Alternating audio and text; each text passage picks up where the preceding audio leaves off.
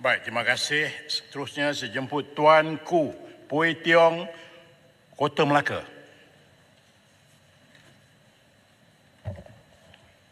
Tuan Sri Speaker,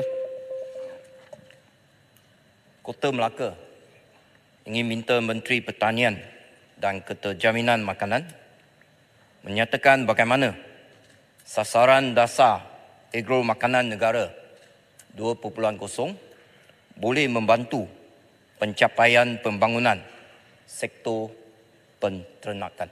Terima kasih, Tuan Sri Speaker. Silakan Menteri. Terima kasih Tan Sri Ketua dan Kota Melaka. Pada masa kini, Kementerian Pertanian dan Keterjaminan Makanan sedang melaksanakan setiap plan yang dirangka daripada 2021 hingga 2030. KPKM telah menggariskan 5 strategi utama. Yang pertama, meningkatkan kemampuan dan pertumbuhan lanjutan dalam industri ternakan ayam itik. Dan sekarang ia berjalan dengan lancar dan sedang berlaku pemulihan. Yang kedua, menambahkan bilangan ternakan ruminan. Yang ketiga, memudahkan kebolehcapaian pasaran sub-industri ruminan kepada usahawan baru. Yang keempat, mengurangkan dan mengawal kehilangan ternakan akibat penyakit. Yang kelima, mengurangkan pergantungan kepada bahan makanan ternakan import. Ini masih jauh terkebelakang, sedang diusahakan. Bagi mengukuhkan 5 strategi, dasar dan 2.0 telah menetapkan 16 plan strategi yang mempunyai matlamat utama.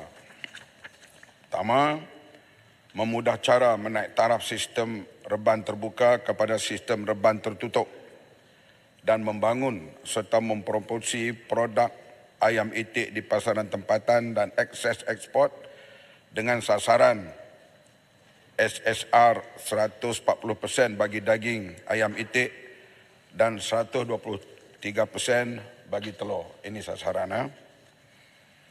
Yang kedua, meningkatkan pelaksanaan sistem integrasi ruminan kelapa sawit dan peningkatan insentif keuangan bagi menaikkan segala program pembiakan stok ruminan intensif dengan sasaran SSR 50% bagi daging lembu dan 100% bagi susu segar. Mengurangkan pergantungan kepada import bahan makanan ternakan melalui pelaksanaan R&D bagi mengenal pasti bahan makanan yang ekonomik serta menetapkan kualiti dan kuantiti PKC sebagai sumber alternatif bagi makanan ternakan. Ini daripada rong sawit. Antara program yang telah dilaksanakan, skim rezeki ternakan ruminan dan unggas yang bertujuan untuk membantu penternak kecil bagi menambah sumber pendapatan. Yang kedua, program peningkatan ruminan yang bertujuan untuk meningkatkan populasi asas ternakan ruminan pedaging. Yang ketiga, program pembangunan industri tenusu ianya berkembang dan ia diusahakan oleh seperti Farm Fresh, Evergreen di Keningau, Desa Ketel Kundasang dan juga di Kuching. Dan ternakan susu ini memang sedang berkembang dan mendapat sambutan. Pembangunan taman kekal pengeluaran makanan seperti di Keluang, program agropreneur muda yang bertujuan untuk membantu dan menggalakkan pelibatan golongan muda dalam bidang peternakan generasi Grand Agropreneur Muda. Saya sambung bagi jawapan lain secara sambung. Baik. Terima kasih. Saya jemput Kota Melaka. Terima kasih, Tuan Sri Speaker. Menteri, dalam usaha kita ingin mencapai sasaran dasar agro makanan negara 2.0, sudah pasti peranan yang dimainkan oleh sektor awam dan juga sektor swasta adalah penting. Jadi kalau kita lihat apakah cabaran, saya lihat cabaran yang kita hadapi sekarang ialah minat pelabur swasta dalam sektor tani ini adalah rendah. Barangkali ini adalah kerana ketidakpastian ataupun keuntungan yang rendah. Ya, kita lihat laporan daripada Kementerian 2019. hanya 54% pelabur swasta adalah ladang durian. 21% dalam pengeluaran cendawan tiram di Negeri Sembilan. Dan selebihnya 25% dalam sektor pertanian lain. Nampaknya dalam sektor peternakan ini, pelabur swasta kurang ceburi. Dan saya lihat pertumbuhan bagi 10 tahun yang lepas, 2010 hingga 2019, pertumbuhan ternakan untuk daging lembu, tenusu dan juga babi adalah negatif. Jadi dalam hal ini bagaimana kita nak memastikan supaya pelabur swasta ini boleh melabur dalam sektor penternakan ini. Ya, saya lihat, terutamanya saya lihat selepas pasca demam babi Afrika tersebut, penternakan babi di Malaysia ini terjejas. Jadi bagaimanakah pihak kementerian dapat bantu sektor industri peternakan ginza ni? Ya, sebab kita tahu, ya, adakah kerajaan bersedia untuk kita wujudkan satu pig farming area supaya semua boleh pergi ke sana untuk, ya, kepentingan sektor penternakan babi ini. Supaya masalah-masalah setempat tu boleh selesai. Kedua, kita tahu Agro Bank hanya bagi pinjaman kepada mereka yang produk halal saja. Jadi bagi pengusaha penternakan babi ini, bagaimana kementerian boleh bantu mereka? Dan juga yang ketiga, speaker, ini last.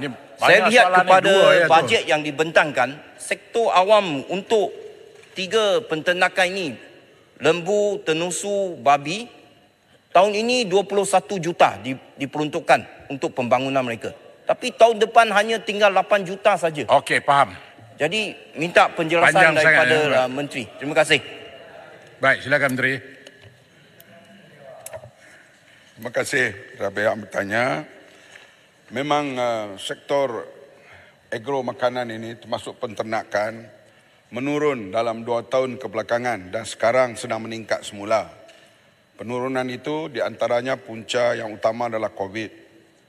COVID di mana banyak pekerja-pekerja asing yang balik atau tidak bekerja menyebabkan pengusahaan mereka menurun. Dan peningkatan sekarang ini sedang berlaku. Begitulah kita lihat dalam sektor ayam. Sampai sekarang alhamdulillah sudah berlaku pemulihan dan telur juga sedang berlaku pemulihan. Dan kita dah sampai ke sasaran sekarang ini sehingga bila kita apungkan didapati harganya tidak naik dan ianya stabil di pasaran sekarang. Jadi yang lain-lain itu memanglah mengambil masa sedikit untuk kita bukan kata naik dasar sampai 2030 ini. Nak pulih daripada 2 tahun yang lalu pun sekarang ini kita sedang berangsur terutama dalam hal daging. Begitu juga kalau kita kata dalam African Swine Fever. Ni apa ni, sesama babi lah yang berasal dari Afrika ini. Memang kerajaan membantu mereka dari segi ganti rugi yang agak banyak dan sekarang di peringkat penyelesaian yang akhir. Iaitu satu pembayaran wang ihsan bagi wabak African Swine Fever 8.1 juta sudah pun selesai bagi negeri Melaka dan Perak. Bagi fasa 2 8.64 juta dalam proses pembayaran di Johor dan juga Pulau Pinang. Jadi bukan saja lembu, kambing saja yang kena penyakit yang disubsidi oleh kerajaan, termasuk babi. Sebab bagi kita, kesemua rakyat Malaysia adalah berhak untuk mereka hidup dan kita bersama dalam mendukung apa makanan mereka, kita akan berusaha bersama. Jadi ini saya kata tadi, unsur-unsur penternakan ini sedang berkembang semula. Minat swasta datang sekarang ni, banyak dah yang datang, terutama nak buka ladang durian, nak buka ladang padi, nak buka ladang berbagai. Minat swasta telah mulai pulih sekarang ini. Dan kerajaan cuba facilitate mereka supaya berlaku pemulihan dalam hal agro makanan ini dengan seberapa segera yang boleh. Tapi dia mengambil, saya kata tadi, tanam durian pun dia nak dapat hasil 6 tahun ya. Dia tak boleh tanam hari ni, esok dapat hasil. Tapi kalau ayam tu cepat sikit, 3-4 bulan dah dapat hasil. Tapi kalau yang daging pun begitu juga, dia akan mengambil masa sedikit. Tapi berlaku pemulihan sekarang. Ini yakinlah apa yang sedang diusahakan oleh semua rakyat sekarang ini. Saya jemput Bukit Gantang. Assalamualaikum warahmatullahi wabarakatuh. Sebentar saja. Saya nak meraihkan kehadiran lawatan daripada Persatuan Yang Silaturahim. berhormat, tak boleh begitu sebab lepas Bukit ni minta Bukit Gantang sebut sekali lagi. Ya, Untuk sebut. meraihkan saja kehadiran. Ya. Okey. Tapi sekarang saya jemput Bukit Okey. Gantang dulu. Lepas ni turun pas kawan-kawan yang akan sebut. Terima kasih. Saya nak sampaikan soalan daripada rakyat di kawasan penanam padi. Sebab menteri ada pagi ni, rungutannya ialah benih padi dah tak ada dalam pasaran. Dah seminggu mereka cari benih padi, nak beli dah tak ada. Yang ada pun harga luar kawalan. Dan kalau beli, tidak dikeluarkan resit. Harga sekarang yang mereka beli adalah RM68 ke RM75 satu beg. Ada pesawah-pesawah mungkin tak akan bertanam padi pada musim ini. Minta penjelasan daripada Yang Berhormat Menteri. Baik, terima kasih. Menteri. Soalan pasal penternakan, iaitu penternakan ini bila sebut ternak ni benda yang hidup lah. Ayam, ikan, lembu, kebau. Jadi bila padi ini dia tanaman, dia keluar pada soalan itu. Tapi kita sedang berusaha, kita kementerian akan bertindak dengan sempat mungkin, di antaranya penguatkuasaan. Kalau ada persembunyian benih padi, dan ni malam ini sekarang ni live telecast ini, kita harap mereka jangan sorok. Kita akan bertindak kali ini, kita tak kira. Dah berlaku dah penangkapan di 20 tempat, jangan ada berlaku sorokkan benih padi. Ini kita beri amaran lah kepada mereka semua. Supaya bekerjasama. Soal harga dan sebagainya kita runding kemudian lagi. Tapi nak bagi orang tanam padi mesti disegerakan. Soal nak naik ke harga padi, nak naik ke harga benih dan semua itu perundingan kemudian. Kita tak boleh gunakan suasana begini untuk menekan satu perkara supaya mereka capai cita-cita mereka dengan menyeksa orang lain. Ini kita beri jaminan lah, kita akan bertindak dengan sebaik mungkin supaya padi dapat ditanam di tahun ini mengikut jadual. Kalau seboleh-bolehnya, insyaAllah. Baik, saya jemput Padang Terap. Tak bagi. Padang Terap boleh minta mengalu-alukan siapa yang datang tu. Okey, terima kasih.